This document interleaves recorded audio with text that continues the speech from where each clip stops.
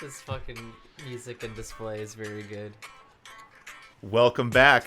That music and display that you're not currently seeing, you're hearing the music probably, but it means that we're back. It's 2020. AHHWF is back for season 3 with a very special show. Chris, do you want to tell the folks about it? I would love to tell the folks about it. It is called, where's the camera? It's called Random Return. We are putting all of our biggest stars, our champions, if you will, up against randomized opponents. And I do mean randomized. We, or Fraser Crane, or nobody else had any involvement in it. It was pure chance. It's a gambler's paradise here in Minneapolis, Minnesota for AHHWF Random Return here tonight to kick off the 2020 season. Now, there are a couple of matches that didn't fall under that category, but for the most part, the matches were determined randomly, Ben, so it's going to be fun to watch the chaos that happens. Oh, I should say, though, only one title is on the line, and that title was chosen by our Patreon supporters, patreon.com/AlienHappyHour. The mic's falling down. Woo! They chose Mr. Clean to be the champion to actually have to defend the title against the random opponent, and to make it a multi-man match. So, Mr. Clean will have to defend the title against 2 people, and the only champion putting the belt on the line, because everyone hates him and he's a jerk. So, that was well-earned. All the other champions have, you could say, a night off. They're safe in terms of keeping their belts, but they will be up against the highest class of randomly selected challengers. Well, I mean, AHHWF in general is the highest class of randomly generated challengers. Yeah. So, opening the show, the first champions they'll be taking on a random threat is our tag champions, B.A.D, Penguin and Crash will be up against a tag team. And, you know, it's gonna be fun to see this one in particular because, if you remember, Ben, B.A.D is set up remember. Well, then I was gonna say it then, too. I'm just kidding. For those of you at home who maybe are not like Ben with the steel trap up here, Team B.A.D, I gotta stop saying that, just B.A.D, they have set up a decree where, as tag team champions, if any team beats them in non-title action, they will then earn a title shot. So they're kind of, other champions might be able to like lose the match, well, that's okay, at least I'm still the champ, but B.A.D, with them, it's always a road to taking them on for the ultimate prize, if you can beat them. So this random team is going to have quite the opportunity here to kick off 2020. Well, let's take you down to the ring here for the action. This music is so good.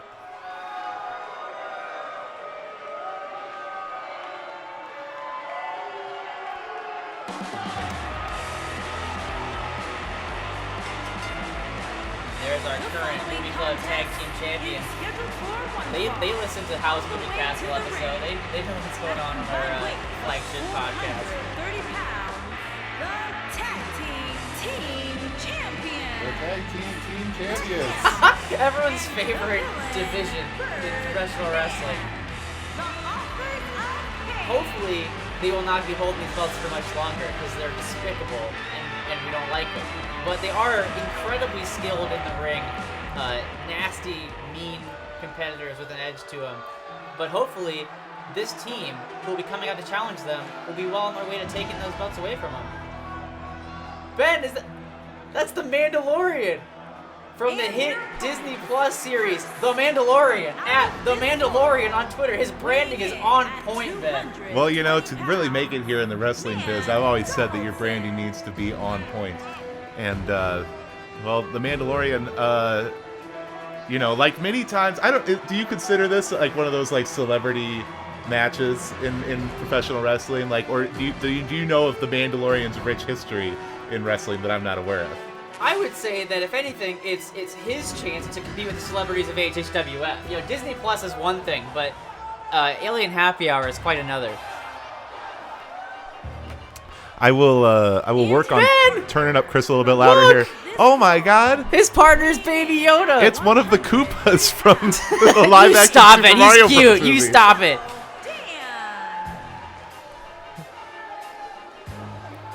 Let me know if that's better for Chris there. He's looking a little. He's been stretching in bed. His limbs are looking limber. He's looking a little long. But maybe there was like a thing where Fraser stopped him backstage, like, whoa, you must be this tall to get in that ring. And so Mandalorian just kind of like pulled on him until he could get up there. That could very well be what I happened. can't wait for this matchup, Ben. Our tag team champions, B.A.D, versus the Mandalorian and Baby Yoda. There is not a better way. I couldn't have written a better way to start this show. And clearly Fraser Crane couldn't either because he's like, I'm not booking it, just randomize it. Draw names out of a hat. I don't care. I don't care. It's like, all right, Fraser, well, give me a hat. No, find your own. He's a Grinch. I can't access the chat right now. Well, we have Epsilina saying Baby Yoda horrifies me now. Holy shit. Hey! Oh, God. Not a good start for the Mandalorian being hoisted up in the air by Crash Bandicoot. The thing is, though, we talked extensively about how the Mandalorian's branding is on point, and unfortunately for B.A.D, he's known for his accuracy being on point as well, with that stalling suplex, letting the champs know he's not going down lightly. Oh, God. Oh, Jesus. Big German suplex in the turnbuckle. Crash saying, yeah, I know you're the hot star of the Disney Plus show. I don't care. You're in my ring, and you're going to die. The chat continuing to roast Baby Yoda here, saying, did someone scalp Baby Yoda and wear him as a hat? No! Y'all stop it. I used to like you all. Oh, we got Father Brian in the ring tonight. Oh, all right. Or is that just Brian and the... The time that's passed has not been kind to our... You can only get run over by wrestlers so many times before it adds a little pepper to your hair. Or wait, that's salt, isn't it? Yep. Whatever. All right. Well, who knows? There could be pepper in his hair, too. I mean, the Turtles threw a pizza at me once, so who knows who's back there just throwing, like, different spices around. That's true. And spices are, a well-known quantity in the world of the Mandalorian. You know, when he's not wrestling, he's out there hunting down, I don't know, big lost shipments of spice that Hutts are looking for, probably. Sure. I get a little confused with how that promotion works over there. They have strange matches. Well, and the Mandalorian currently in control here on the outside of the ring, throwing Crash against those barricades, those steel barricades. You know, some other wrestling companies have, like, those padded barricades. We have actual steel railings like they used to back in the golden age of wrestling. Yeah, well, it's not good wrestling unless it hurts, Ben. Yeah. There's also, oh god, Crash flattening Mandalorian on the outside of the ring as the fans radically boo. Andrew Sherman in the chat. Oh, Andrew! Asking, I'm so excited. Asking, it's got to be against the rules to wear armor in the ring. See, you know, we've covered that. We've talked about how in some ways it can help you because it's like protecting from your opponent, but also landing on that might hurt worse. So it's kind of like a double-edged sword. What is this, tag team offense? Like mini swords. From Baby... Shut up! Top rope back suplex from the Baby Yoda and Mandalorian. And the crowd is saying moo for their favorite animal. They just love cows, much like they love the Mandalorian and Baby Yoda from Disney Plus. Well, you know, like babies love milk, they also love cows. There you go. I'm sure that makes sense to somebody. And now Brian has really got to, like, explain to me why he didn't bring the belt, because Crash was clearly tapping on his thigh saying, Baby Yoda is putting me in too much pain, I'd like to give up now. Well, I think Brian's got a lot of things to explain to a lot of people, I think. Oh, God. Crash just utilizing his strength. You know, Bandicoot's deceptively strong animals. He's been lobbing both these spacefaring individuals around so far. This match hasn't even tagged the Penguin in. Well, you know, the gravity's lower in space, and I think that when you come to the gymatorium, you bring the gravity with you of the place you're from. Can you imagine if we could, like, if we turn the gravity down here so, like, Crash just, like, throws Baby Yoda up to the ceiling? But wouldn't Baby Yoda, like, lightly fly to the ceiling? Yeah, he'd do the Mary Poppins works? shit, and, like, he'd use, No, I mean, just in general, if the gravity was low and you threw somebody up, would they rise with the speed that you threw? How does that work? I don't know. Here comes the remaster. Crash's finishing maneuver to Baby Yoda. Now, that Fuck child... Here's a finisher. Oh, thank God. Baby Yoda survives. Where is the chat landing on Baby Yoda and Mandalorian? Because I know they're saying Baby Yoda is scary, but surely they can't prefer Crash and Penguin to even a scary baby. I mean, I'm coming around on Baby Yoda. Look at this. Baby Yoda, taste of his own medicine. Bam, delivering the remastered to Crash. I like those pants. I wish I owned them. they look comfortable. But they can't. Oh. Penguin. Oh, God. I thought Penguin's miscommunication there might have given the win to Mando and Baby. Penguin was trying to go for a ground pound, but we know the only wrestler that can pull that off is Donkey Kong. Well, I think Mario is also known for that, and Luigi. Well, no, like the... Oh, you're talking about the one where, like, you slap your hands, he makes the ground shake. Well, I used that. Didn't you ever watch any of my matches? You were a wrestler? Oh no, Ben, you can't punch a baby in the side without it flying to the ground like that. Baby Yoda, despite being stretched out to meet minimum height requirements for this promotion, is still a child and cannot live up to the punishment that other people in this promotion can. He took that punch and he flew to his stomach. AHHWF, did you know the shortest a wrestler could be in AHHWF is 5'6"? Ooh, Death Valley Driver.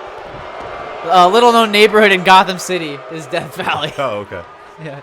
Yes! Baby Yoda sweeps the leg! Wouldn't it be Death Valley Drive if it was in Gotham City? Yeah, probably. Yeah. Smartly tagging in the adult Mandalorian to deal with the very old Oswald Cobblepot, firing up with those chops and forearms, whipping him to the corner, making him pay for beating up his baby friend, Bulldog from the Mandalorian. Let's go!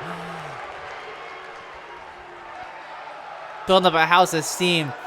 The Mandalorian has both momentum and the crowd on his side right now. You know, some of these fans in the gymatorium, Ben, you know how people will wait outside of Best Buy for a really long time? These fans have still been here since Extra Life. They've just been hanging out in the closed school waiting for this show to happen. Do you think they were enjoying some square pizza while we were gone? Some of the elementary school gymatorium's finest cafeteria items like macaroni and glue. Whoa, Penguin Whoa. flipping out that submission to try to get a quick cover on Mandalorian, but Mando too smart. That's where that in-ring experience of Penguin comes into play, is moves like that. That's true. This is Mandalorian's first ever wrestling match. He's been in a lot of skirmishes, you know, out in the outer rim, but this is the first time, you know, having him to deal with real rules. Uh-oh. Oof. Attacking the armored knees of the Mandalorian and tagging Crash back into the ring. It really is showing, I think. You know, the Mandalorian and Baby Yoda have been they've been putting on a great showing here, and they've been entertaining our fans and doing pretty well, but I think it is evident which team operates as a professional wrestling tag team more often. I do think that thus far, if we used like those weird MMA rules where we had judges, I think B.A.D might be winning this. But luckily, we don't do dumb shit like that, so instead we get to watch Mandalorian crawl and dive to tag in Baby Yoda, the newest wrestler in AHHWF. Crash Nothing dumb about that. Baby Yoda, though. Yep. No, yeah, he ran away from the baby. Oh, no, leaving him get pummeled by the Penguin as the crowd rains boos on this ugly little man. I should really stop attacking the personal appearance of our wrestlers so much. Yeah, I mean, it's not very nice. It's not the most insightful commentary. But it's basically just like, how can I convey that they're bad guys? I'll just say that they're ugly. I'm gonna make that my resolution this year, 2020. It's not called wrestlers ugly. Yeah, he's not disgusting. He's just morally reprehensible. Yeah, morally disgusting. Yeah. Morally ugly. Morally hard to look at. Yoda setting up. You know, they say wrestling ability is only skin deep, Chris. That's true. And Penguin's skin's going to be hurting after that second mockery of Crash Bandicoot by Baby Yoda. Or maybe Baby Yoda a big fan of Crash. Who could say? No! Ooh. Crash, that little bastard, attacking Father Brian with an axe handle to the back of the head to prevent Baby Yoda from pinning his partner and getting them a title shot. Crash did I just hear a chair, Ben? Oh, I hope not. Oh, wait, who did that? Did Mandalorian or Crash? I don't know. I thought I heard a chair somewhere. Death Valley Drive on the steel reinforced martini glass in the center of the ring. Oh, no. Penguin locking in the submission here on Baby Yoda. This could be a tap right here. Ooh. Baby Yoda using the Force to power his way out of that. Oh, there's the chat. Oh, hey. I'm watching him right here I on don't my screen. think mine is updated. Oh. Yeah, it's definitely not. But we'll try some stuff. As Penguin's trying some stuff right now. Big snap power slam, punishing the baby. On the Wi-Fi. Do we risk our streaming capacity if you do that? Well, you've heard my theory that this modem is weird and needs more traffic on it. That's true. Drop toe hold. Let us know in the chat who you got, who you think is gonna win this first bout of the 2020 AHHWF season. Thank you, Ben. Blessed be your Wi-Fi. Oh, what the? Blood! He busted the Penguin open with a Mando breaker. And Baby Yoda trying to grab Crash. Mandalorian is sick of these villains beating up on his son. Also, Epsilon in the chat saying the Penguin is not 5'6". I think we might have to. Going for that DDT. Penguin fighting his way out. Like, I am too 5'6". The rage of being called shorter than he is. It's willing him on. No. Good night, Mandalorian. The Muscle Buster from Penguin. Muscle spelled like Mussel for the aquatic creature. It's important to let people know that. I think it is. Yes, Mandalorian survives. That's a move that has ended careers. Yeah, Crash there to cut off Baby Yoda, but Mandalorian holding on for the time being as Penguin drips the Crimson Mask upon our newly cleaned ring. Yeah, and on the Mandalorian's nice helmet, so it's going to look like that shot in Force Awakens when Finn's like, oh, bloody hand. Yeah, Andrew saying the Mandalorian's not afraid to break Batman's rules. I have them winning. Yeah, because they will kill their opponent. Yeah. And that is a good point. I don't know if we allow death in AHHWF, but... Well, I mean, are you going to tell the Mandalorian no? Have you seen that show? Dude's got a flamethrower. I'm not caught up, so... no I just realized why Crash has been so effective against the Mandalorian. That man gets his ass kicked by animals all the time in the Disney Plus Federation. Oh, yeah. Yeah, so I think that's what is happening here. Not a good way to come in is to face an animal right off the bat. Mandalorian kicking dirt on the animal. Let him know what he thinks. Not that clean. Kicking the blood from Penguin onto his partner. But I don't think you told me who you got. Well, I'm going to go with... it's like, it's the whole, it's the tale as old as time of who you want to win versus who you think's going to win. Sure. And I just think that... Oof, nice. Although the Mandalorian and Baby Yoda have looked good in their first AHHWF appearance, I mean, the tag division is Bad's yard right now. Yeah, that's absolutely true. And Crash is looking to prove it here with another remaster, this time to Mando. Locking in the pin. Penguin coming around for Baby Yoda. Oh, Baby Yoda! Just barely able to break it up. These two teams are, they're pretty evenly matched. I gotta say, after all that we talked about, like Mandalorian and Baby Yoda's inexperience, they're hanging in there with the champs. This has been a long matchup, and they're breaking up pins, and Baby Yoda's flying around. Where is that little guy?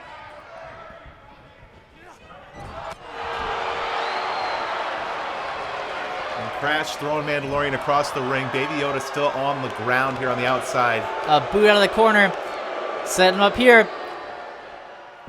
Skull-crushing finale. Oh, no. Look, more like a skull-crushing intermission, am I right? Well, Mandalorian, you could say, he watched Crash he just stood there and watched him make the tag. Maybe he wants to punish Penguin instead, hooking the legs, turning him over. And there we go. This is the way of Jericho. Penguin flips out of it. Hello, Pilot. Oh, Epsilon in the chat saying that Brian made a bad call and Crash had the pin. Oh, the one where Baby Yoda broke it up? Maybe. Pilot playing this while driving, channeling big Chris Hutton energy. I used to do that on my way home from classes. I would have you and Riley's AHHWF days on my phone. And How far you've come. Yeah, now I get to be here talking about Baby Yoda wrestling.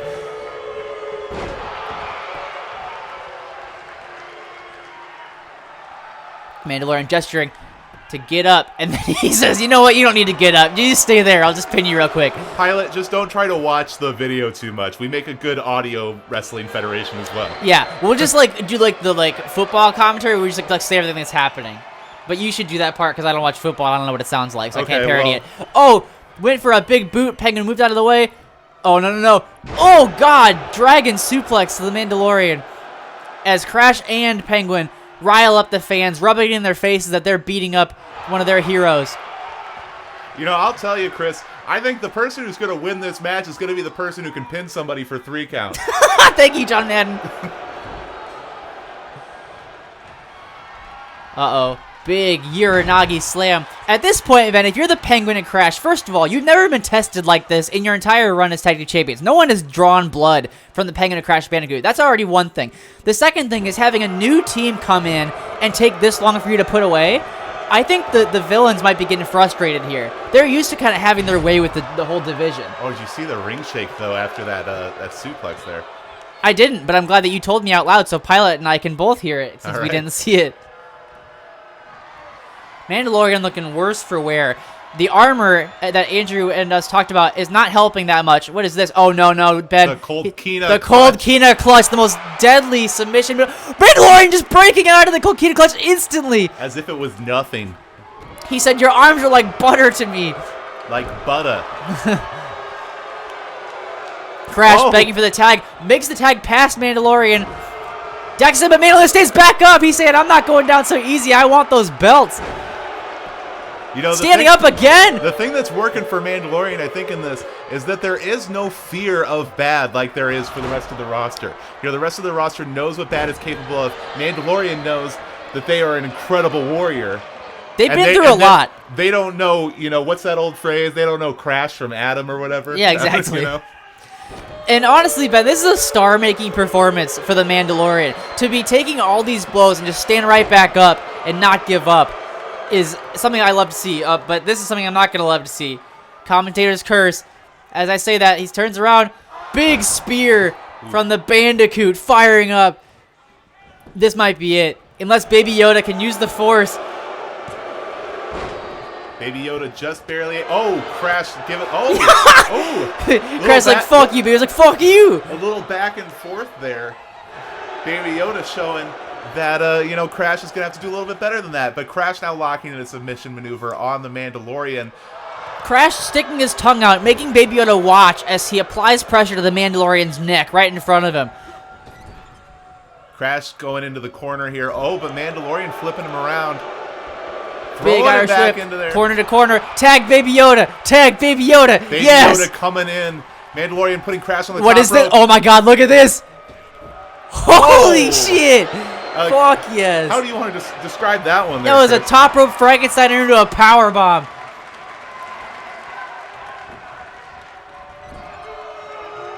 But not enough to keep Crash down for long. No, Crash has not missed a step here during the break of AHHWF. It's Baby Yoda's time now to try and get in here and prove that he belongs in this ring just as much as his guardian, the Mandalorian.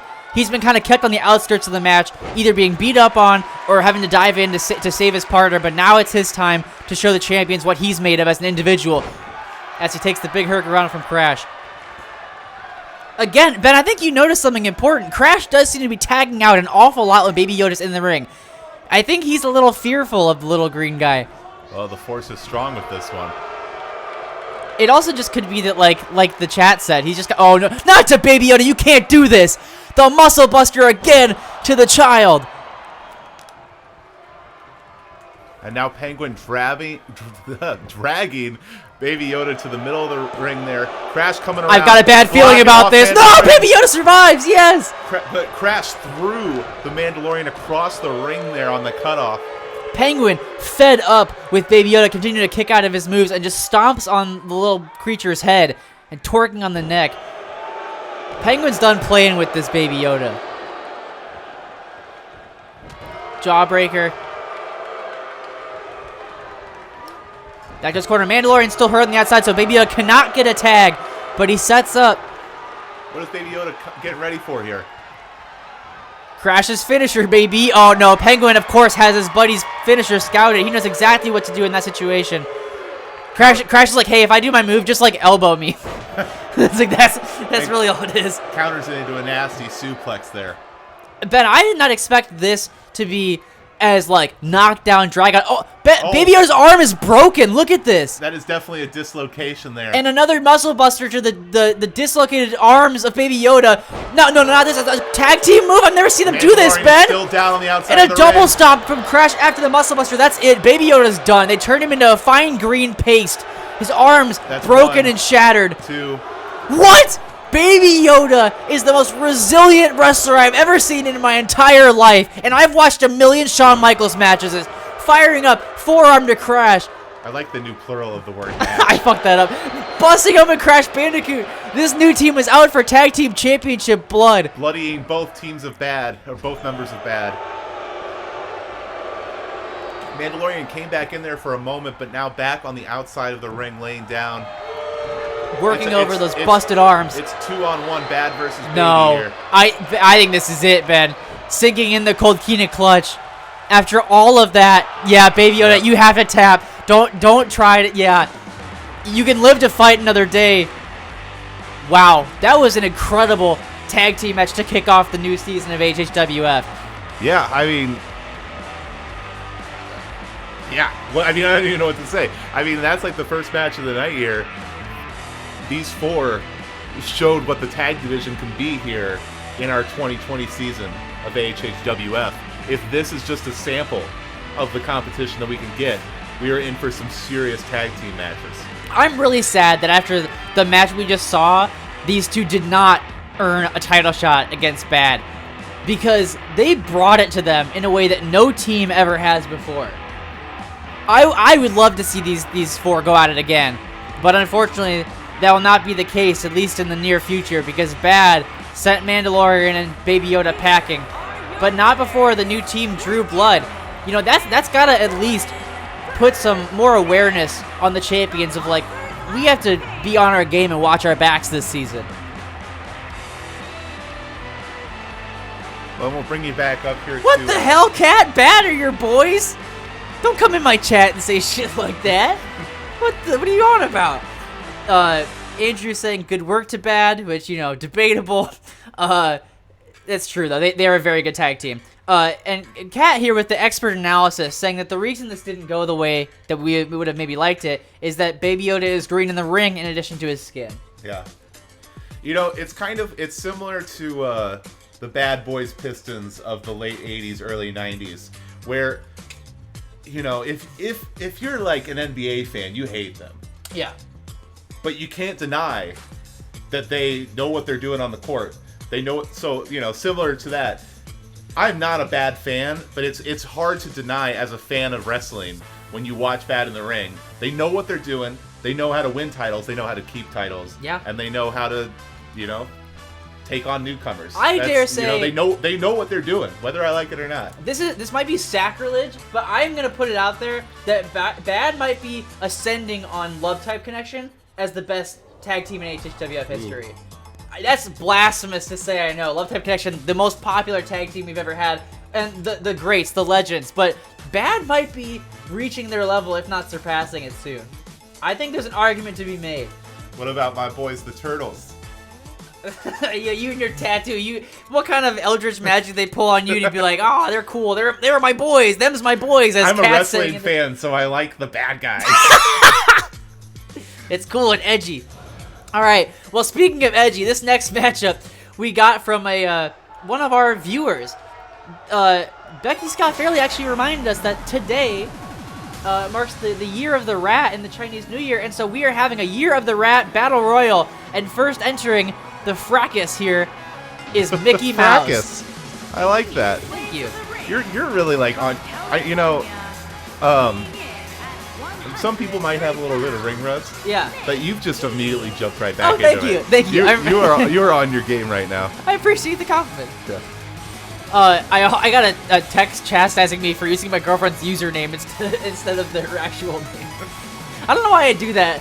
Like, Taylor will be in the chat like, oh, it's TNT 11-292. I love when people have more than 4 digits. Yeah. Screen name. It makes me really happy.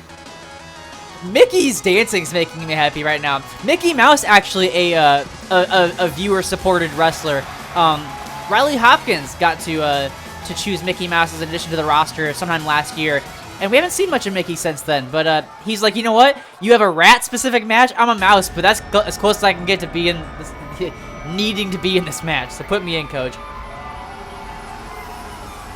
Who's this? This is an interesting entrance. Are those eyes? I hate that. Whoa, yo, I hate that.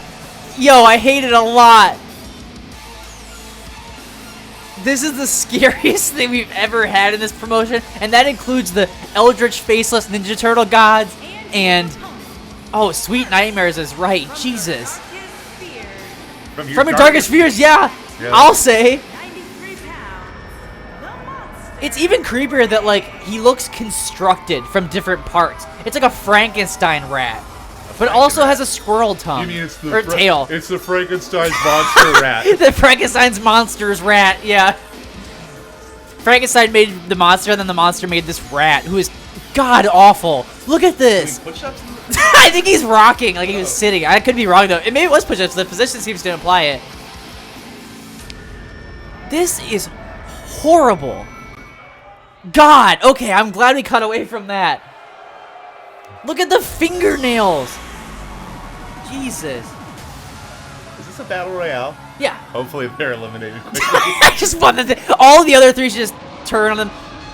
Music changing. That's our boy Chuck. Chuck E. Cheese. Charles Entertainment Cheese.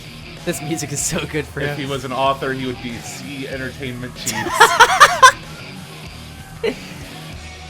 Well, Chuck is fresh off of the loss at Extra Life, our last show of the year closing time. He lost his overworld championship to Barnacle Boy after trying to defend his son Chuck Jr.'s honor. But hopefully, he'll be off to a better time this year after this amazing entrance where he runs through fire and pyro explodes everywhere. Chuck has one of my favorite entrances in AHHWF. Do you know what animal it'll be at the next Chinese New Year? I don't know, but we should start looking for non-nightmarish creatures to do for that. Kat saying, yeah, Ben had it right. I'm a Pistons fan and therefore love all bad boys. Andrew saying, sorry about that, everybody. Which is the only proper reaction to the Nightmare Rat. Is this Kingdom Hearts? Basically. Oh, God. Sam is back in the chat asking for Chucky no pants, please. It's a New Year, same shit. Fire burn off Chucky pants. Sam, it's Chuck Jr. Oh. I'm excited to see him, but this does raise a question. You know, this isn't a tag match. This is a battle royal, so Chuck and his dad might fight? I mean, they've probably come to an agreement here early on that it's like, you know, we're both competitors here at HHWF and no hard feelings. Yeah. I can only assume. Or Chuck E. Cheese like, listen, you little shit. Listen, if you even think you about let throwing me me over, win." you're dead. Yeah, you're grinding for a month. Yeah. And speaking of a month, now is as good a time as any to let y'all know about our new schedule. This year, this season, we're all killer, no filler. We will be a monthly show with just pay-per-views. You heard me right. Every month will be an HHWF pay-per-view. So you can join us again in February for this year's Rumble Pack, one of my favorite shows of the year. Oh, I can't wait for Rumble Pack. With both the Rumble Pack matches, 30 people in both the women's and men's divisions fighting for the chance to headline the biggest show of the year, the Big Show, for their respective championships. But here we go. More importantly is the Year of the Rat Battle Royal. Chucky is stunting on him. Look at Chuck Jr. dancing. And Nightmare Rat is glimmering in there.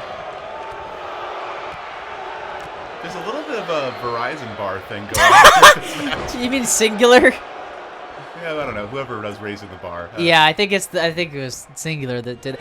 Whoa, Chuck Jr.'s got chops, eliminating the mouse immediately.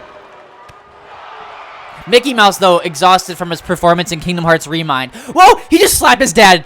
He just slapped his dad and threw him down by the head. Goals. There was a moment there where it looked like it was going to be the entertainment cheeses that were going to be running this battle. Oh, no. Papa Chuck is like, yeah, no, that's not going to happen, Chuck Jr. The Nightmare Rat, as far as I can tell, is just from Frasier looking in sewers. Be like, that's a rat in there. I'll scoop him out and put him on the roster. Sure. Why not? Andrew in the chat saying it's time for the son to usurp the father. Sam Hayes in the industry would call this a chuck buck. And Kat chastising the youth for not wearing pants. What industry? I don't know. I love this company. I love just having company. Chuck, that's wholesome and nice. You know, I failed already, didn't I, Ben? I was like, I'm not gonna attack the personal appearances of these wrestlers, and then Nightmare Rat came out, and it just all went down the drain. Chuck E. Cheese enraged now. He's like, only I can beat up on my son. Attacking ferociously this nightmare creature that is threatening his son's life. Because I can only imagine that Nightmare Rat is playing for keeps. Aren't we all? Look, this stakesless year of the rap battle royal is really important. No! Why are you hitting your kid? There's a nightmare rat. And remember, this is brought Oh, to no. You don't want to be on the top rope during a match like that. Oh, my God. Top rope German suplex. The biggest mistake I've ever seen a young rat make. Standing on the top rope and getting Germaned off by the nightmare rat. And getting just decked. And as Chris just mentioned earlier, this match is brought to you by Steakless Steaks, your number one shop for vegetarian steaks. Oh, no. Chucky Jr. eliminated in a spear. Wait, he caught him in a DDT. He's enraged. He just, like, basically went Super Saiyan at the sight of his son being eliminated. Crossbody, pounding in the head of the nightmare rat. Nobody hurts my son but me.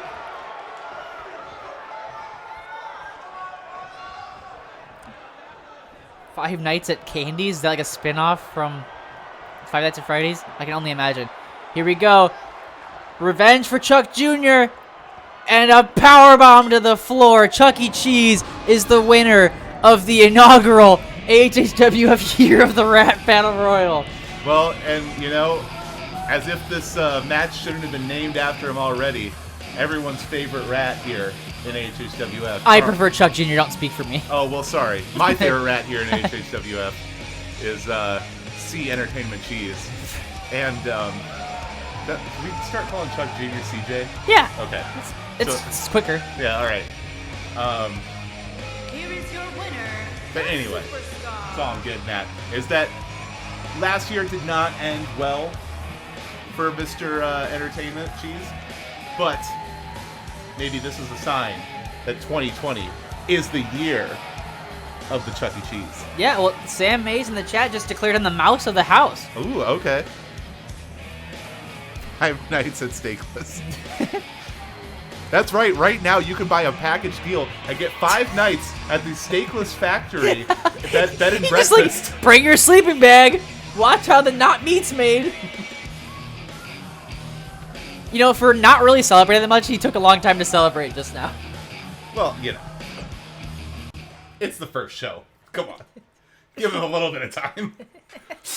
You know, Frazier did instruct us, Ben, to keep better track of wins and losses this year in order to make sure every match really means something, and also to make sure that we're properly assigning rightful number of contenders. I'm sure Frazier will bend that rule himself in like a week when he decides again that Wario's a better champion than Injured 17. But it's something to keep an eye on from now on, is to actually look at the wins and losses. So Chuck E. Cheese, while we did say there was no stakes, we actually lied, because that is the first win. He's got a 1 next to his name for 2020. How does that work with Battle Royale? Does everybody have a loss. 0-1? They lost.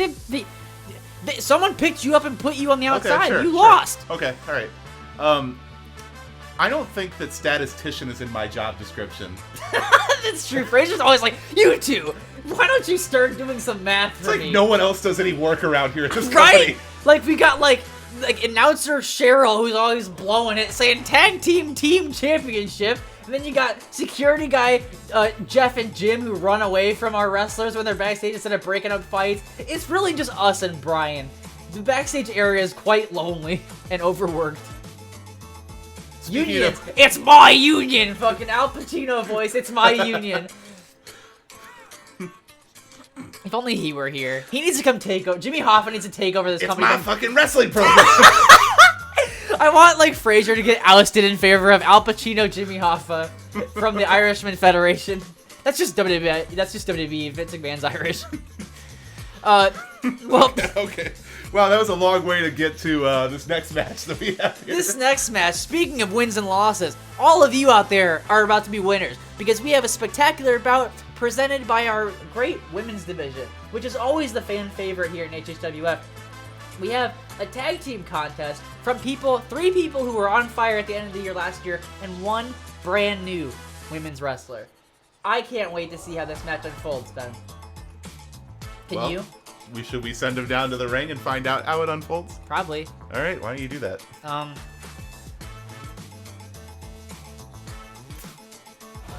There you go. We did it! Let's take you down to the ring. Ben, sending people down to the ring is not in my job description. Sorry, I know that's something I usually do. And here, first out, Captain Marvel. Introducing making her first appearance in the new year. She was the wrong women's champion in the back half of 2019. Going through, we talk about it all the time. You know the story, unless you're Andrew. Captain Marvel overcame the odds, beating a long-running champion, Samus, to become women's champion. Samus cashed in her rematch opportunity right then and there, so Captain Marvel had to beat her again in a row. Captain Marvel did that, and then Shego cashed in her Money in the Bank briefcase, which allowed her a title shot at any point she desired. And then after making Captain Marvel go through 3 matches in one night, Shego stole the belt from her. And Captain Marvel had a few opportunities to win the title back from Shego, but an unexpected person crossed her path in the Bride, who bested Captain Marvel on a couple occasions, but neither of them were able to take the belt off of Shego at Extra Life. And so now, both Captain Marvel and her surprise tag team partner for tonight, the Bride, are both trying to figure out how to get back to the top of the mountain in this new year. What amazing timing you have there. Well, right now the Bride is making her way to the ring. I tipped it too soon. I know the music, but not everybody else does yet. Bride's a newer wrestler here. And the Bride is ready to cancel Bill. Boy, I wish you'd cancel my bills. Hey, bills aren't any fun. I feel like we did this bit last No, we definitely didn't. This is brand new, I can tell.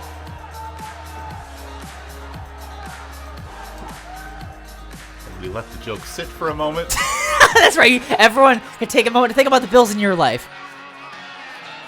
Think about the ones you love and the ones you've left unpaid. And the Bride thinks that Shego has a bill to pay, and that's the bill of, I'm losing the metaphor, Ben. She's got to pay her at losing the title or something. I don't know. Basically, the Bride wants to fight Shego for the belt, is what I'm getting at. I'm saying that everybody in the women's division here needs to pay respect to the Bride. That's true. The Bride showed up here and immediately was dominant. Yes, became a superstar in her first night. This music is so good. The entrance is so dope.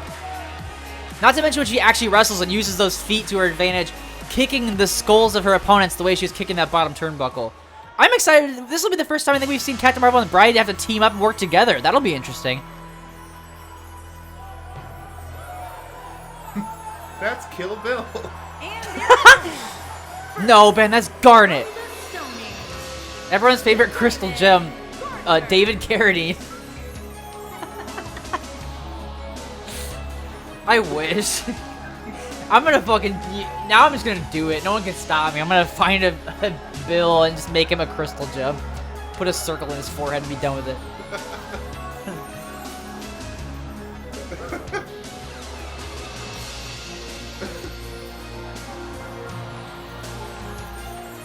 Well, Garnet is another person she actually has a lot of history in this company, but was gone for a long time, came back at the end of last year, and ran through most of her opposition. So she, the Bride, and Captain Marvel are easily the top 3 in the division as a champion. But look, Ben, new superstar in AHHWF, Ursula. And you can see that she's already made some nefarious deal with some rookie wrestler to take their legs. Can I just say that I think Ursula's going to immediately bring the pain here in this match. And I just feel bad for these poor, unfortunate souls that have to face her. I have to agree. It also, it raises the question. Who right now in the women's division is backstage flopping around with, like, tentacles? Because as you know from the Little Mermaid promotion, Ursula's whole deal is that she kind of makes these trades. And she don't normally have legs, Benjamin. So one of our wrestlers just is, I guess, is in a way right now, having a normal one. I wonder also if she took Ariel's voice to cut promos with. But here we go. Captain Marvel and Garnet, no stranger to each other, wrestling at least once in the tail end of 2019. You remember that quite well. I saw it recently. Yeah, I didn't really think about it until Andrew said it. That is a wild team up of Garnet and Ursula. That's the future of AHHWF right here. It just might be. You know, Garnet was one of the first and only AHHWF women's tag team champions when the Crystal Gems won the belts and then ran away with them, never to defend them again. So she's the longest running champion in the company. Garnet is. Look at that. That was nice offense from the what's the thing WWE always says? Strange bedfellows, when the two people that don't like each other team up. Go-Go Plata applied by Kill Bill. God, that's not her name. The Bride against Garnet. Using the MMA background that apparently the Bride has. Or just loving The Undertaker. Equally plausible. But yeah, I mean, Bride and Captain Marvel have about as fierce a rivalry as anyone can have with another human being. But they were able to get on the same page with that, I forget what move they did, but there was a sweet synced up kip up. So that was nice. Yeah, and that's really what's important. Is the kip up. We're getting better analysis in the chat than I'm able to provide. They're talking about how Ursula and Garnet are an unstable tag team fusion. They're loved separately but don't know how they'll gel. Fusion's a cheap tactic. Fishtal gems?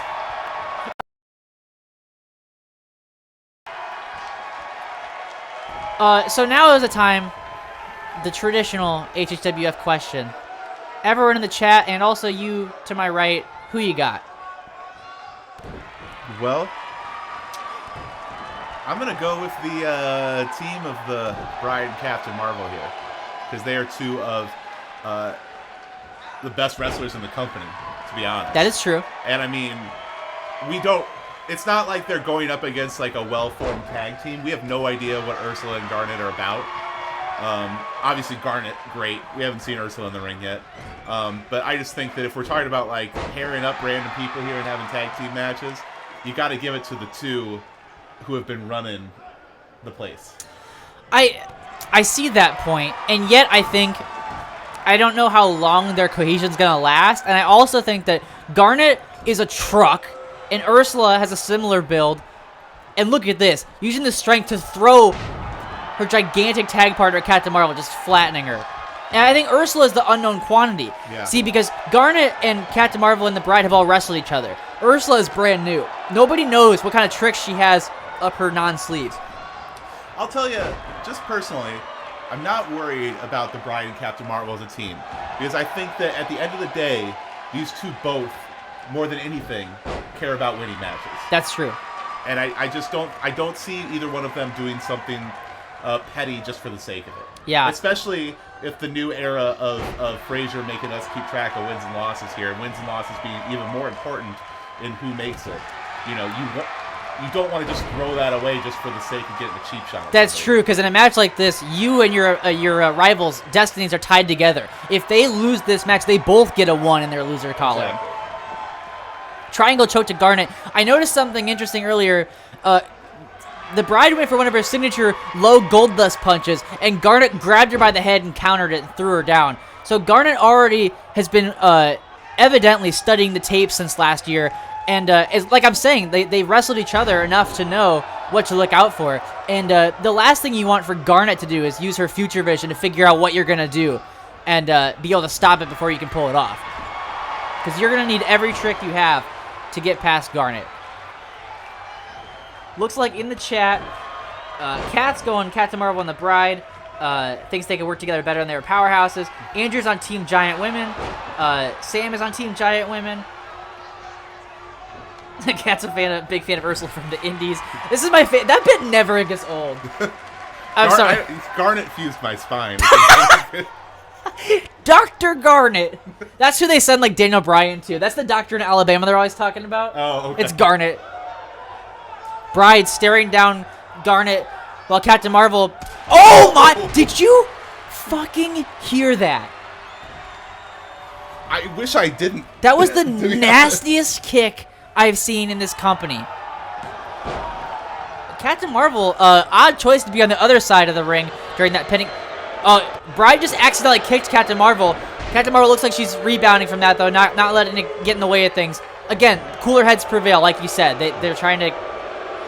They got the bigger picture in mind. I think on any other night, Bride accidentally connects with Marvel, there might be a fight. But I also think they recognize they're fighting from the bottom right now. Garnet and Ursula are in control, and they got to figure out a way to turn the tide. No Ursula, pun intended. And there's Garnet's vicious, vaunted bear hug. She's made Captain Marvel and Shego both submit, but the Bride is made of different stuff. Fighting out of the bear hug. She will not tap out. Will not surrender. Atomic drop from the Bride, just like she did to Bill. Can you imagine that scene? Yeah, I can picture it right now in my head. Another great point from the chat. Kat saying, do you think Ursula reminds Garnet of Amethyst? And Ben, you may or may not recall that member of the women's tag team champion stable, the Crystal Gems. Amethyst was a short purple woman. Oh, okay. Yeah. Bride stopping on the hand and delivering Were they kicks. in our... Yeah, Amethyst was in the promotion. I remember Ruby. No, Ruby wasn't in it. It was Pearl, Garnet, and Amethyst. And Lapis. They were all involved with each other. Oh, Pearl is what I remember. Yeah. I really don't remember. That's okay. You've not seen their indie work, so it's harder to keep track of. It's like, I don't know, Adam Cole, Kyle O'Reilly, they all look the same. Bobby Fish. Bobby Fish was Ursula's training partner. I like Robert Salmon. Ursula also has some stuff in common with Garnet's old tag team partner Amethyst. They're both kind of like mischievous. Ooh. Bride, every women's match, if you are a new fan, welcome to the brutality that is the women's division. The ring cannot contain the women of AHHWF. They are always brawling on the outside of the ring, throwing each other from pillar to post, into the steps, onto the floor. And as we covered in the first match, those barricades are not soft. I don't know why you think they would be, but they're not. Some people think that. Oh, did you see the way Garnet's head just bounced off the mat there? I didn't. Because I was looking at suplex into the corner. I was looking at pilots saying that something shook the car. I'm guessing it was the kick. What happened to Garnet's head? Garnet's head bounced off the mat. There was a kind of a curb stomp thing from the Bride. Oof. Ursula and Garnet working well together. The Bride counters. Whoa! Sliding Gamanguri, knocking Ursula to the center. This is where I'd get a tag, but I think Bride wants to do it all on her own. I'd be like, Stevie, help me. I'm scared of Ursula. Aren't we all? Yeah. And she does make the tag. Snapmare out of the corner. Flipping neckbreaker and a kick. That's kind of like the story of this team. Captain Marvel using more like wrestling finesse and Bride using her striking ability. I think they're figuring out what's brought into the dance and figuring out cool ways to put it together.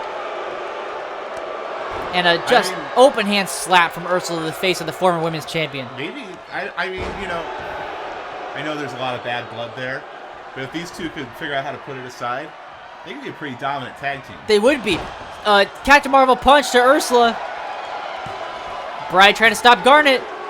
Not enough. Well, she stops Garnet with a big Hurricanrana, but Ursula too strong.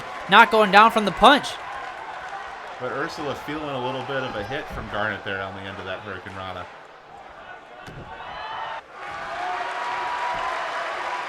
I don't get the reference Kat made in the chat, but I'm going to assume it's a good joke.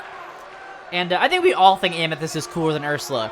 Amethyst is just off with Pearl and Lapis, drinking apple teenies and enjoying their title belts that will never be taken from them. Garnet was like, I'm bored, I want to go fight again.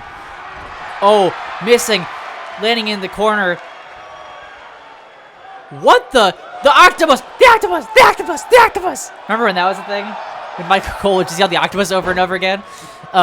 But that is, I can only assume, Ursula's signature maneuver. But Captain Marvel luckily escaping it before she could apply too much pressure. That's a deadly submission hold, Ben. I have used the octopus before. I think I won a match with the octopus in my backyard days. I won a match with the octopus once. Drop kick. Ursula can go. Light on her feet, that Ursula is. Those are her. She's just getting used to her land legs. Well, the Bride here reaching for a tag. Captain Marvel, though, down on the ground. Is it that she's too tired, or is it her pride getting in the way, not wanting to tag the Bride? I couldn't tell what was preventing her from making the tag when she was so close. Garnet making her pay either way.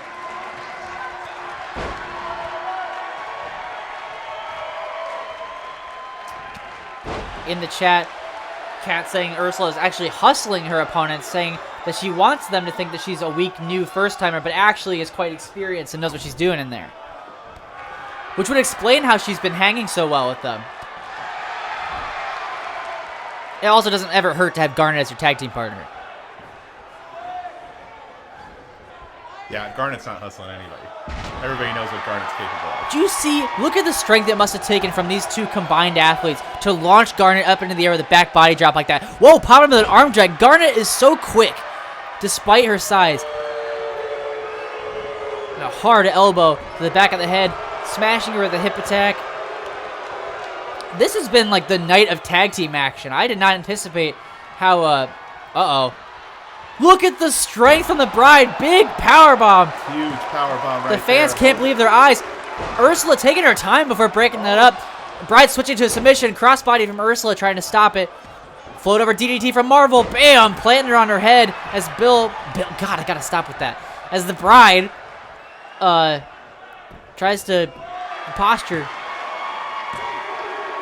And a pin. The Bride and Captain Marvel secure their first wins of the new year, putting them both that much closer to another shot at Shego and Championship Gold. That was a hell of a tag team match. Well, that's what, like I'm saying. Those two are two of the best in the company, if not the best in the company. Yeah. And seeing them work together like that, it's a lot of fun. There's It's a that lot big of fun kick. As a wrestling fan, I really enjoy it. And, you know, I mean, I'd love to see more of it if those two could figure out their differences. Yeah, You know? but unfortunately, there will be no time for that next month, Ben, because the next time we see these two, they will both be in the Women's Rumble Pack match, fighting against each other and 28 other women for a shot at Shego at the Big Show. Ooh. These could very well be our final two in that ring next month. A high five, though. Look at that. A brief alliance celebrating the win. You know? You like to see I'm it. just saying, I'm a fan. I'm Yeah. a fan. I like teamwork, Chris. Teamwork's cool. It makes the dream work. I've heard that. Yeah. People have said that before. Somebody, someplace has. Yeah. At some time. Not Frazier. He doesn't like for us to like have solidarity amongst the workers. No. Otherwise, we'll figure out. It's like, wait a second. He's making us do stats work. Every time that I tell Frazier that if he keeps like making weird decisions about how to run AHHWF, that they're gonna take away the show from him, Yeah. and he just keeps screaming, "It's my fucking wrestling show!" My Frazier, what's gotten into you? And then I've told him that about 3 or 4 more times within the course of the movie. Cat is on Brian's ass tonight. They're like, Brian making all sorts of bad calls. That was good, though. The first 2 count, that was really a 3 count, was what was bad. But glad the bride took it. So, Father Brian having some harsh criticism. Well- But you know what? That's what we like about our fans, is they hold every member of this roster to like the highest of standards. Someone has to. Yeah, it's not gonna be us. We're always like, oh, Brian! Or she's like, "Oh, this is amazing! It's all so much fun." I like wrestling. We're like Riley before they became cynical. Alrighty. And speaking of cynical, you hate to think that in this world where you like to think about the idea of some sort of karma, Barnacle Boy stood idly by while his friend and partner Mermaid Man brutalized Chuck Jr. a couple months ago, and then he was rewarded by beating Chuck E. Cheese for the overall championship at closing time. Now, Barnacle Boy did not personally put hands on Chuck Jr. in any way that was not sanctioned wrestling material. But I think that if Stevie Fierce picked up a small rat and threw him into a post, I might be like, hey, dude, you should not do that. The fact that Barnacle Boy did not properly reprimand his partner in any way makes me think that he doesn't really care about rat children. That's suspect to me. And so I am not really primed to celebrate him as overruled champion like I might have once in the good old days. I mean, sometimes you gotta do what you gotta do to win the title. Well, let's find out who his randomized opponent is, because now from the rest of the show on, hey, look! His opponent, We've not seen this man in a while. weighing in at The Baba Yaga himself, John Wick. the Wick. You know, so I'm just gonna pose the shoot here while John Wick has their entrance. Sure. So in the first movie, they called John Wick the Baba Yaga. Yes. Or in the first documentary about his life, they call him the Baba Yaga. But in the later documentaries about his life, they talk about how he's the man who was sent to kill the Baba Yaga. Yes. Yeah. It kind of flips. It does a little bit, yeah. It's kind of cool though at the same time, because it's like some people are like, Like, it kind of, at the beginning, it was like, oh my god, he's the boogeyman, Like, Yeah. no, he's the guy who was going to kill the fucking Yes, boogeyman. yeah. You know? That's how good he is. And Yeah. that is why he is a wrestler to keep your eyes on in 2020.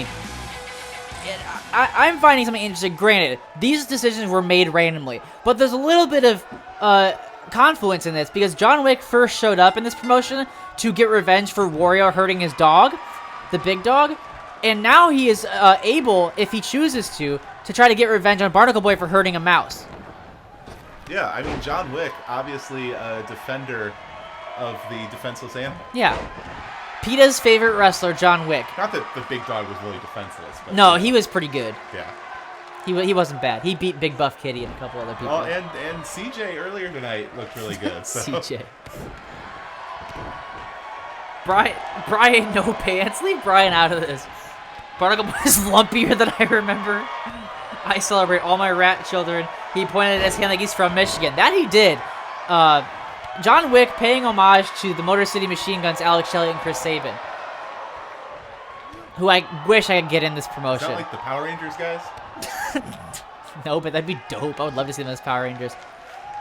John Wick and Barnacle Boy is not a confrontation I could have ever imagined in my wildest dreams, but I'm happy that we get to see it here tonight on this grand first pay-per-view of the year.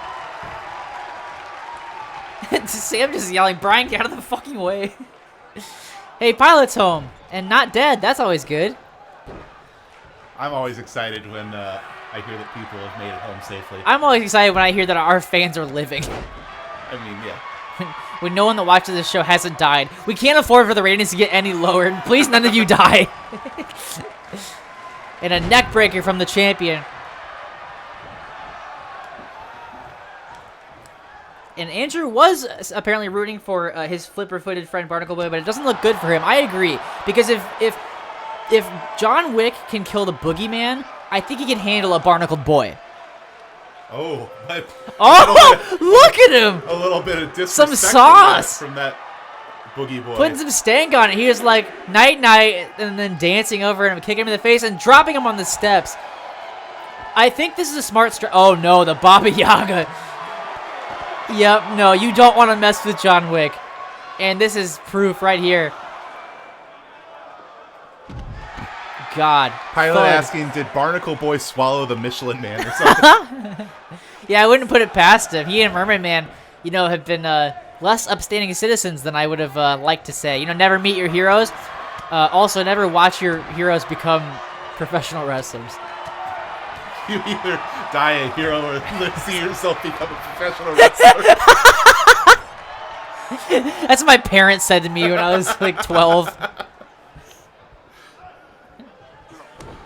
I gotta say that I enjoy the sassiness of. I was gonna shout out Barnacle Boy like they are in the chat, but I like the sassiness of both of these two. That John Wick hair flip was pretty nice. I would love to see John Wick find some success here in AHHWF. I would too. It's been kind of an up and down run for him so Yeah, far. he's had some big wins, but I think overall the story has been that he can't quite get there. But look at his knees hanging the champion up on the outside. New year, new him. New year, new Yaga.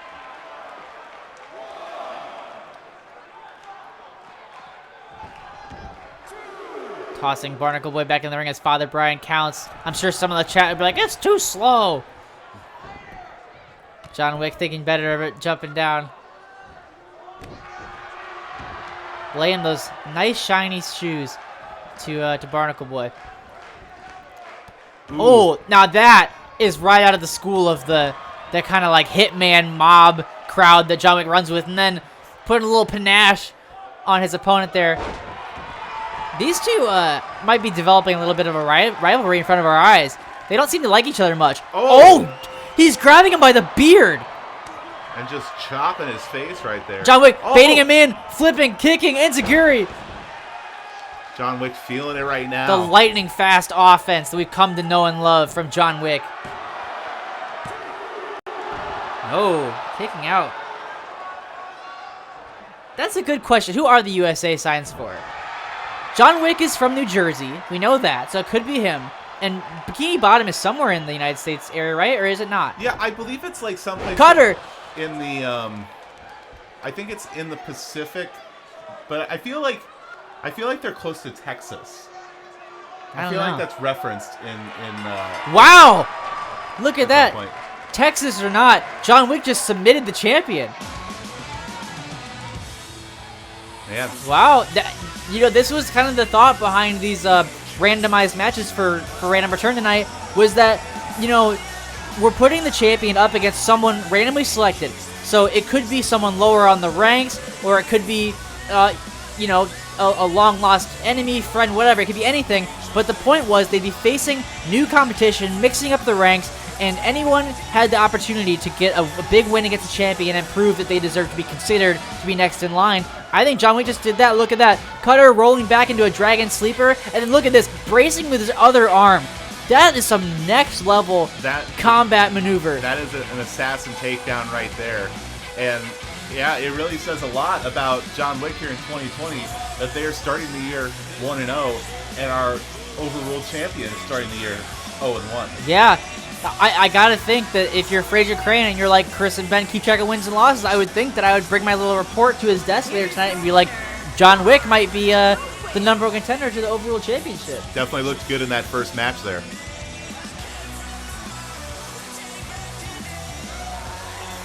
Who just said Fortnite? The people. Pilot just called him John Wi-Fi. And Sam named his nemesis Barry Broadband. That's Barnacle Boy's real name. Man, we like to have fun here. There's a little bit of we're doing the final show of 2019 or whatever, we're Extra Life. You get to that point during the day and you've been streaming all day and you're a little burnt out and you're just like, this is fun, but it's just kind of, it's going to be nice to take some time off. But man, the first night back here, the chat, the wrestlers, everybody's bringing it, and it's been a lot of fun. Well, don't count yourself out, Ben. You've been quite wonderful yourself. Oh, well, thank you. Let's all just talk about how great we are. Do it. Everyone in the chat, compliment someone right now. I'll wait. I'm waiting. I feel like I'm on HQ with this music and looking at my phone waiting for responses to come in. Doesn't it feel like a super HQ trivia energy? Like waiting for Scott Rogowski to come on and make bad jokes? Oh, I thought you were talking about like we're staring at the chat going like, oh, hi, Mark from California. Well, that too. Yeah, LeBron's looking good this year. No, yeah. Oh, well, yeah, maybe we'll have a couple of questions about that tonight. All right, so anyway. Anyway.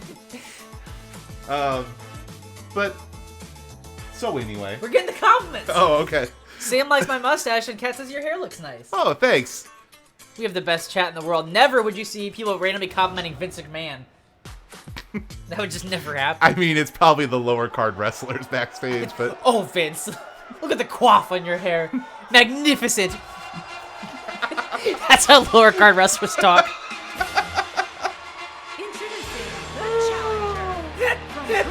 Speaking of great hair, Yeah. here comes the Captain America. We salute America's ass as he makes his way to the ring. Captain Steve Rogers America.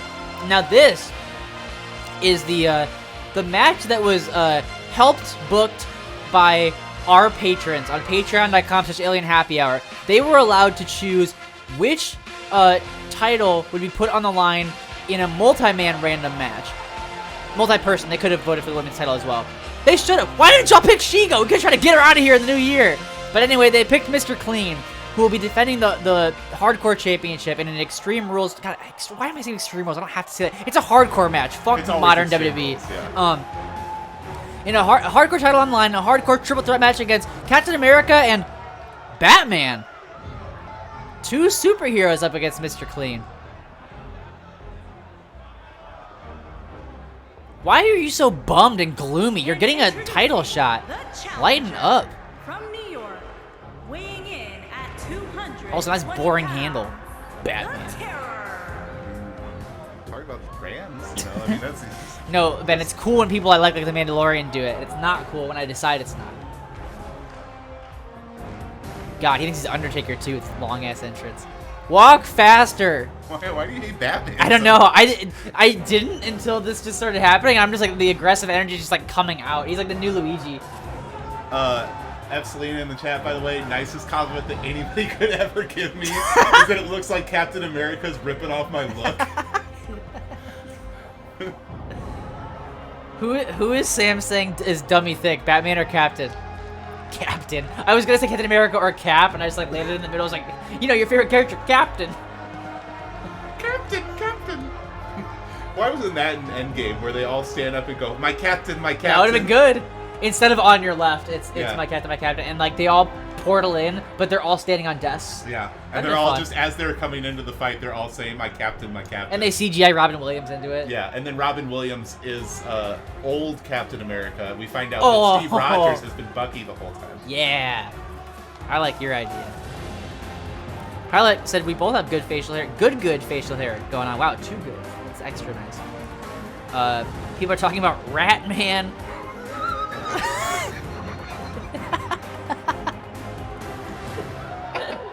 I have no idea why it's so funny, but that is hilarious to me. Andrew's got your number tonight. He's I caught know, you a bunch right? of times. Yeah. Batman's face is a little strange. Just like he's... Go ahead. I almost just spat up my coffee again, just laughing at the idea of that. And Batman. introducing We should, like, give Batman's costume to the Nightmare Rat from earlier. Please no. New tag team. 50 pounds. And here comes the hardcore champion, Mr. Clean. The most unlikely hardcore champion when you think about his debut at the beginning of the last season. Yeah, well, also the fact that he's on record as hating hardcore wrestling. He thinks it's lowbrow trash. He thinks it leaves a mess everywhere because you're throwing weapons, or you got weapons thrown everywhere. You're like breaking tables, which causes like dust and debris and little table parts. He's not fond of hardcore wrestling, and he basically won the title to prove a point because he's a spiteful ass. He wanted to prove that the hardcore division sucks, and he's the only pure good wrestler in the company. Robin Williams is Teddy Roosevelt from Night in the Museum in Endgame. I just want to, I just thought this is an important point for anybody who's new watching here, joining us in 2020. Mr. Clean made his debut on the first night of 2019 season. Yeah. And from that run, became AHHWF Men's Champion. Very quickly. And had a pretty dominant run as that. And then obviously later, as you're seeing now, became our losing big hardcore champion. And so that's what I'm saying is that some of these newcomers that we have seen tonight, there is a precedent for them taking over this company. Yeah, absolutely. And The door's open for people here in 2020. for sure. And Captain America starting off with a kick to the gut on Mr. Clean. Batman kind of hangs back. You know, a master strategist Bruce Wayne is. But Mr. Clean is not going to let him stay on the outside for long. No bystanders in this hardcore title match. Except Father Brian. He's allowed to stand there and not get hit. Actually, that's not true. He's definitely going to get hit. He always does. Batman and Captain Marvel battling over which comic book company is better once and for all while Mr. Clean is there. All those nerds had it wrong. It was never about who would win, Batman or Captain America. It's who would win, Batman, Captain America, or Mr. Clean, the cleaning product man. Dark Horse Comics, Mr. Clean.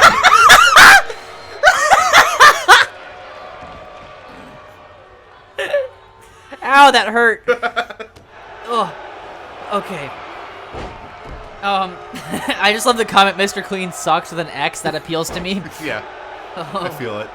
Yeah, Andrew, if this is your first time seeing Mr. Clean, he literally makes his clothes so sparkling clean that your eyes can't even process it.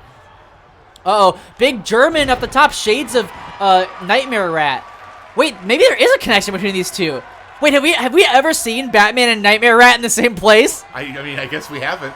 Andrew was onto something. That Andrew always solving ARGs on his podcast, and now he's solving mysteries in the HHWF. You know, I always thought that Batman was Bruce Wayne. That was a little, theory that I had. Right. Because it kind of seemed like they have a similar jawline, because I look at people's jawlines a lot. Uh-huh. And that's kind of my thing. Well, Bruce Wayne also has that weird plasticky look on the lines to his face. And so I was just, I was kind of always like, oh, you know what? I bet Bruce Wayne is Batman.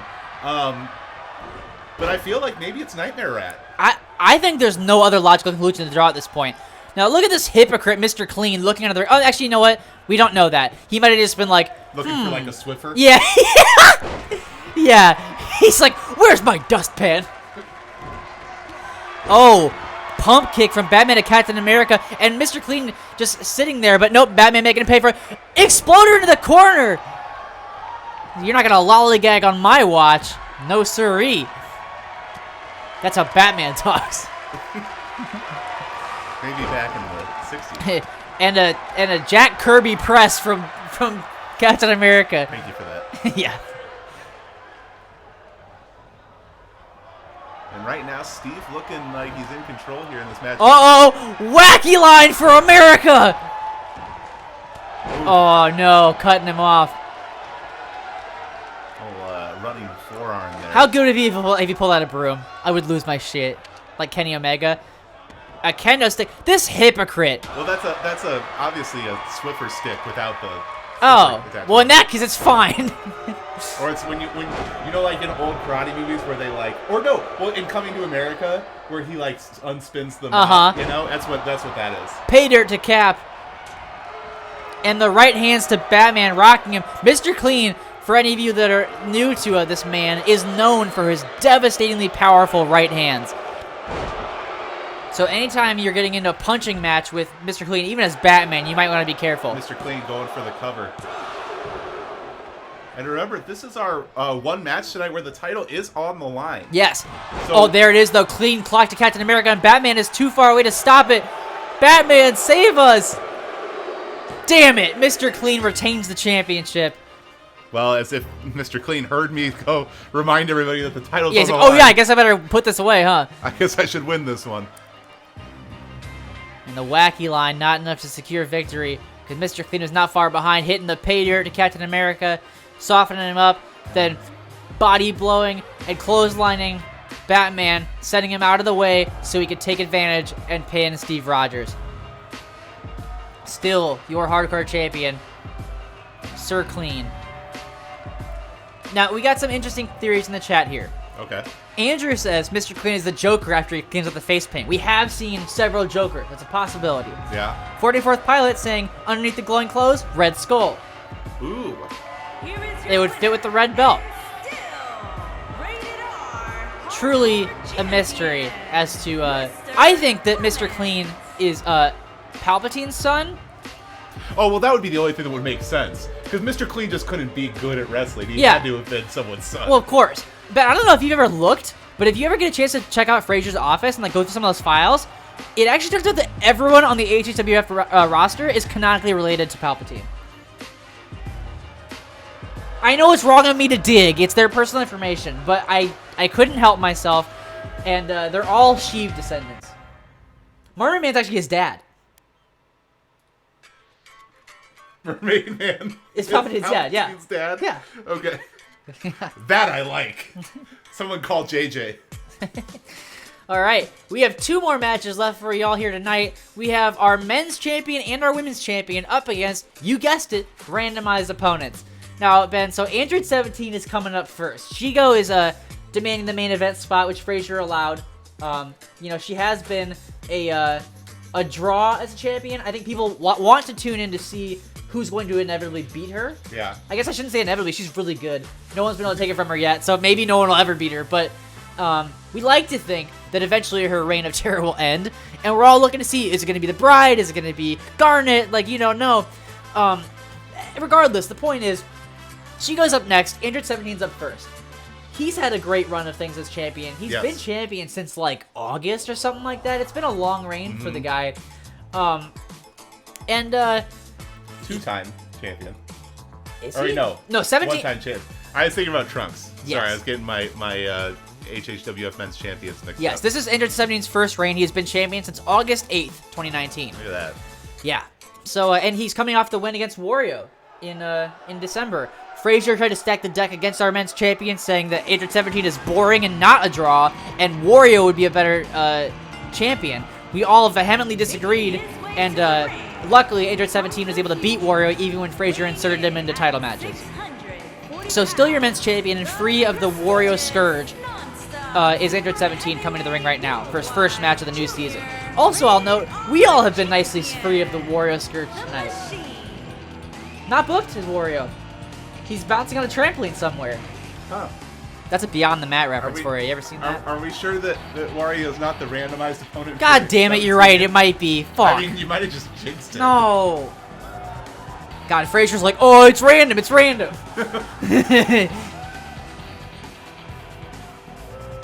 Fuck, Andrew. He cleans with a sheave for wet jet. I don't really get that. But... Sheev is Palpatine's first name. Oh. Okay. Pilot's... I thought it was Emperor. Pilot's right. It's like Genghis Khan. Everyone's got a little Palpatine. This music, Ben. It's my favorite tag team in HHWF. It's Oops All Patrick's. Which one do you think? Fuck yes. I don't know. I don't really care at this point. I love them. Making moves. Making $1 million moves. Let's go. They're so fun. Patrick Stewart and Patrick Starr. Oops, all Patricks. Yeah, Typer Tom has made some mistakes in the broadcasting of the show. I love our coworkers. Commentator Chris and broadcaster Ben. Those are our official titles. You came up with that so quickly. I know. I'm really proud of myself. Oh, we have fun here. I fucking love HHWF. All right, 17 warming up the outside. I don't think he can tell either. No one said anything. They were announced as a team, and both of them came out. 17 maybe trying to do some last minute assessment of both of the wrestlers, trying to figure out, okay, if it's Patrick Stewart, this is what I want to do. If this is Patrick Starr, this is my strategy. It's Patrick Stewart. Okay, maybe just celebrate the. Oh, it's randomized. I keep trying to justify, like, well, maybe Fraser did this. I keep forgetting that they literally just like picked a name out of a hat. Again, though, fortuitous because there's a new Picard show. Sorry, your expert analysis there, but I just wanted to say that Pilot, rightfully saying, I knew firing stenographer Sarah was a bad idea.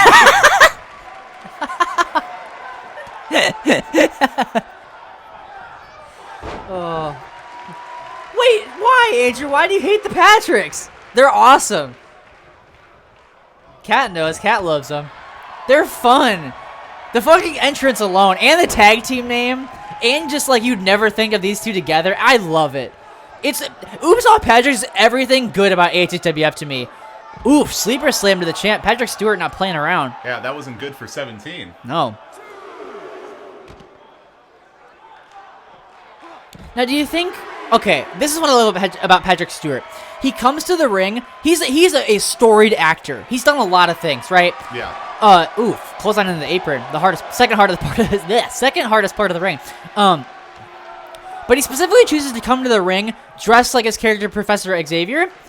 My thought on that is that he wants to like get an advantage by tricking his opponents into thinking that he has telepathy and can like know what they're thinking. Oh, sure. Keep them on guard. Never let them feel too comfortable. Because like everyone's thinking like, well, that'd be silly, right? Telepathy. But then they remember like Todd Howard made Android 16 a video game and like stuff. Weirder things have happened around here, and so they can never be too sure. Big slingshot suplex from the champ up and over. Oh, so it's Patrick Starr that bothers you. Is it the ice cream shaped head?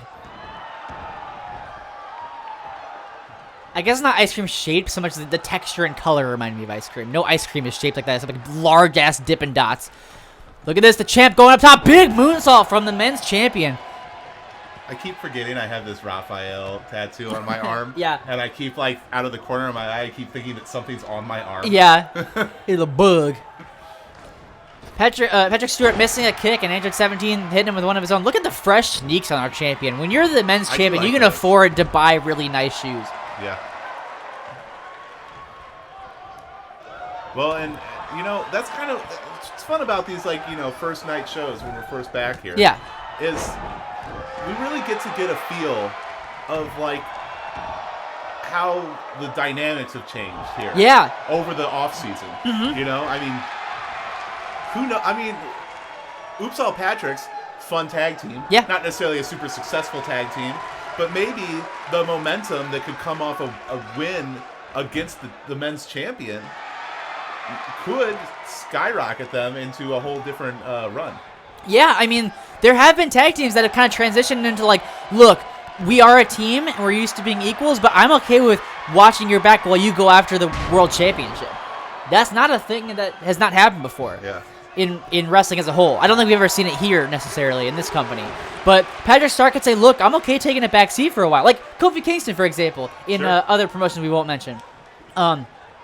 If Patrick Stewart beats 17, much like John Wick beating Barnacle Boy, I think you have to give him a title shot.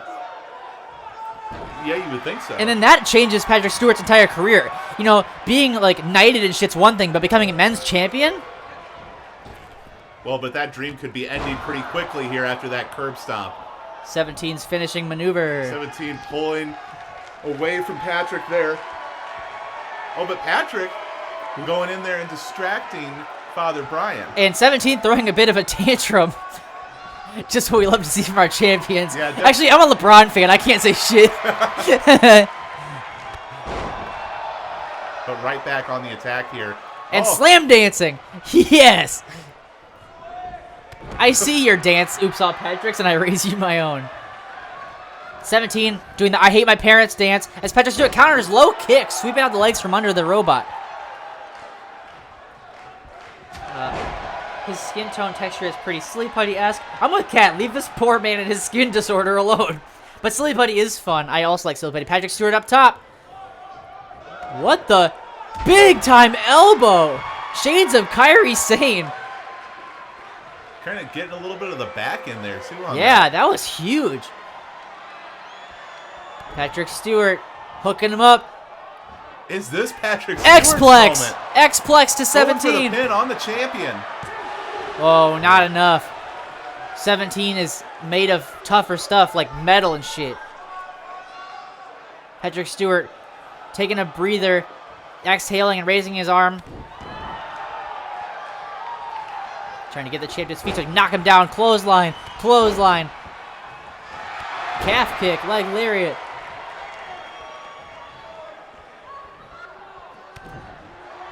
What is this? A second big time X-Plex. Father Brian sliding in. Two.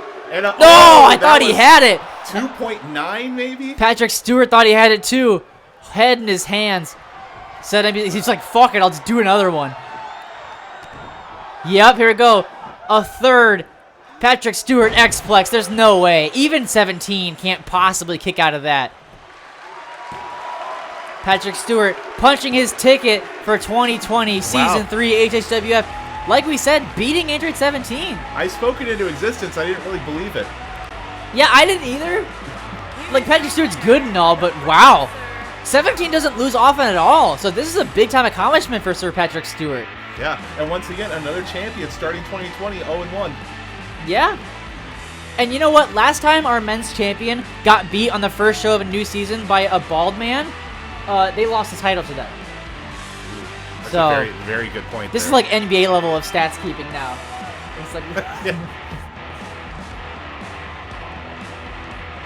All right. Wow. Well, it's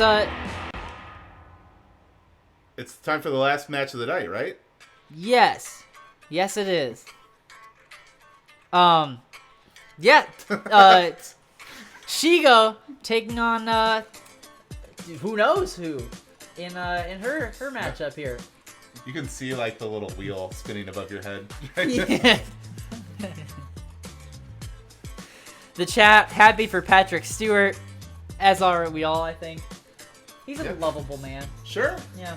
I mean, you know. Good wrestler too. Yeah.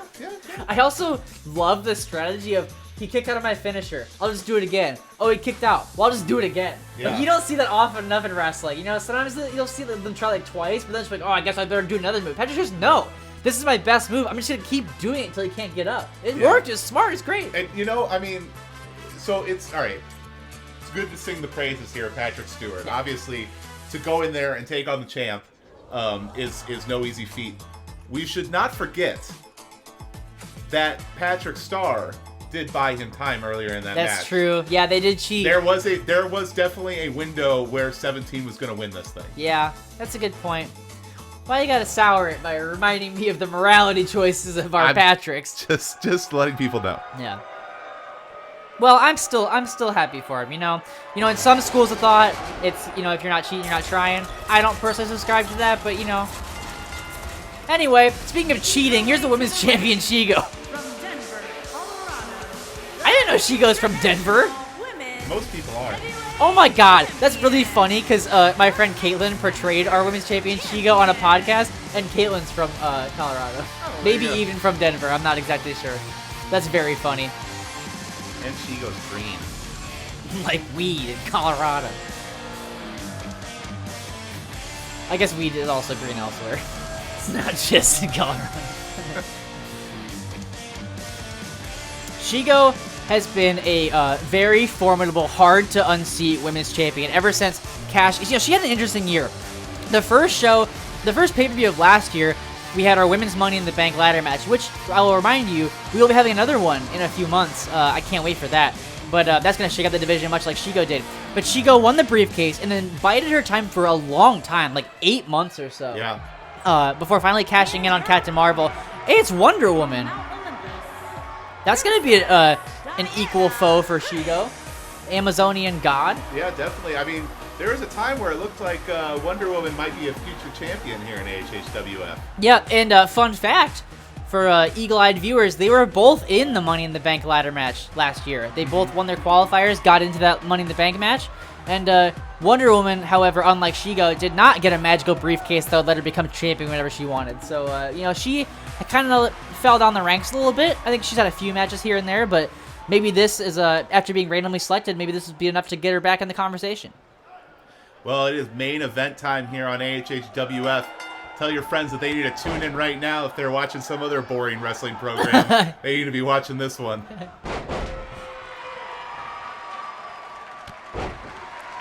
I want to tell you all, because we're not actually going to do it, but Ben had an amazing idea of us, while broadcasting live here, reading out what's happening on NXT so that nobody has to go watch, like WCW used to do to WWF back in the Monday Night Wars. It's fucking awesome.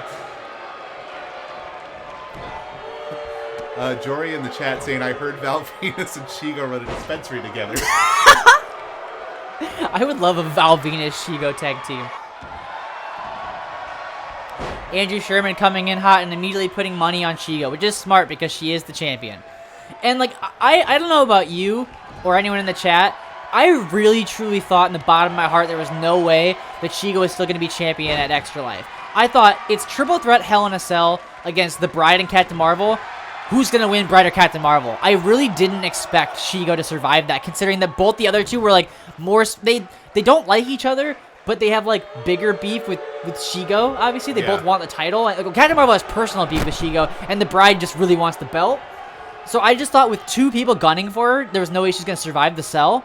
But she did, and she's here to stay, and, trying to make 2020 as good of a year for herself as 2019 was. Yeah, well, that's the thing. It's I think Shego, I think a lot of us thought that Shego was only able to hold on to the title because of, like, the way she kind of was cheating Captain Marvel on a lot of those That's matches. true. And I think that we kind of forgot that Shego got that Money in the Bank in the first place because she is also a great wrestler. That's a great point, and especially the Hell in a Cell as an example. Wow, big slap to her challenger, showing her who's the queen of the ring. But yeah, because, like, a lot of her previous title defense against Captain Marvel, when they were feuding, she won by kind of, like, stacking the deck against Captain Marvel, like, adding Na'vi as, like, a kind of, like, bogus triple threat contender, where it's, like, a 2-on-1 situation. Yeah. But the Hell in a Cell, it was just her and the other two, and she won straight up, fair and square. So, yeah, good reminder that she doesn't need to cheat, she just likes to, which makes her even worse. A little roll-up pin here. Wonder Woman able to get out of it for the time being. Tied up in the ropes there. And Brian not seeing it. They're all the way on the ropes, Brian. Come the fuck on. I was defending you earlier, but that's absurd. Wonder Woman throwing her over. Oof. Big forearm rocking the jaw of Diana Prince. Oh, went for a Rana. Oof. Alley-oop from Wonder Woman. The chat is 100% betting on Shego in this. I don't blame them. Not a single soul in there thinks Wonder Woman is winning this, but a move like that could help. Yeah, I mean, lots of people don't like the cheating Patriots, but, if you're going to bet on a team, sometimes you need to bet on who you know is going to win. That's true. I do think, though, that among our audience, there is a section of fans that I think enjoy watching Shego in the way that you like a Ric Flair or Eddie Guerrero. You kind of admire their brazen cheating and the fact that they're honest about it. They'll just come out and do whatever they want. Oh, but Wonder Woman trying to put in an arm breaker there. Shego just barely able to get the rope break. Yeah, that could have been bad for the champ. Oof. Big punch, Irish whip, counter, kick to the knee. Making her stumble, hooking her up, DDT, that's Shego's finisher. Coming in, could put her away. First win of the new season.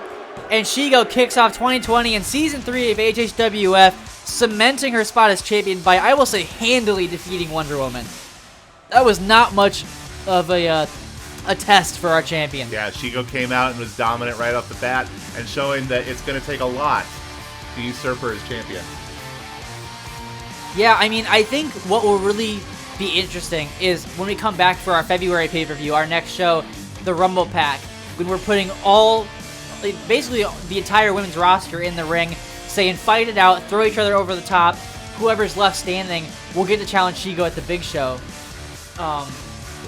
That's going to be where we kind of figure out who's going to be the worthy competitor here. Because bless Wonder Woman's soul, she gave it her all. I think it might be a situation where you can't not wrestle for most of a year and then wrestle the champion. It's just not going to work well for you. Sure. But that's the downside. She didn't choose this.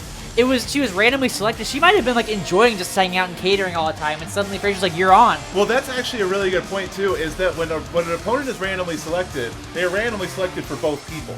Yeah. You understand? So it's not like Wonder Woman was spending the last week or two training for this match, getting ready to face Shego. Yeah, I wouldn't have been training at all. If I were her, I'd be like, "Sweet, I'm not booked. I'm gonna eat ice cream." Yeah. And then it's like, "Oh shit, I have to face Shego. Get DDT'd on my skull." Well, as we leave Shego in the ring there, coming out of the first show of 2020 with a 1-0 record. I guess we want to thank everybody for joining us here for our first episode of 2020. Yeah, I had fun. The chat was great. Yeah. We had some great action. Good stuff. Exactly, yeah. We appreciate all of you. Thanks for tuning in. Those of you that watched live and those of you that are watching after the fact, we hope you enjoyed our show. Let us know at Alien Happy Hour on Twitter. And we'll see you at the next one. Yeah, so just a reminder, we are now a monthly show, all killer, no filler. So the next show will be the Rumble Pack pay-per-view. 2 Rumble Pack matches, 30 men, 30 women, both fighting to challenge the champions. I can't wait. And also, I said they'll be challenging Shego for the big show, but that might not be true because the champions do typically defend their titles in the Rumble Pack as well. So for all we know, it could be Patrick Stewart as the champion at the big show, not 117. Yeah. Who could say? And I also just want to tell people, we are not moving AHHWF to a months we could be lazy. Keep an eye out because more Alien Happy Hour content will be coming your way in 2020. Yes. But yeah, get hyped for the Rumble Pack. It's one of the best shows of the year. I'm very excited for that. And we will be announcing the date of that as soon as we can on Twitter. And so yeah, just keep posted. Enjoy the backlog if you're new to the show. And yeah, see you in February. Thanks for watching.